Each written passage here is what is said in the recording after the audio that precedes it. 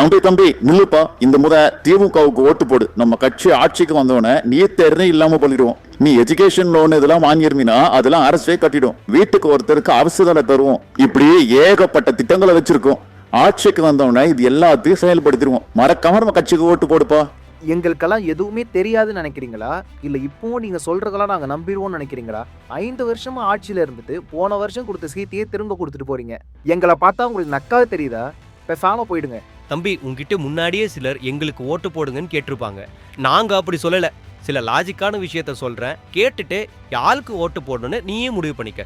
2021 தேர்தல் அப்ப திமுக நீட் தேர்வு ரத்து, 100 நாள் வேலையை 150 நாளா ஆக்குறோம், எஜுகேஷன் லோன் ரத்து, வயசானவங்களுக்கு 1500 ரூபாய் பென்ஷன் பெறும், சிலிண்டருக்கு 100 ரூபாய் குறைக்கிறோம், ஜல்லிக்கட்டு கால் வச்சிருக்கவங்களுக்கு மாசம் 1000 ரூபாய் தரும். இந்த மாதிரி ஏகப்பட்ட வாக்குறுதிகளை அள்ளி இறைச்சாங்க.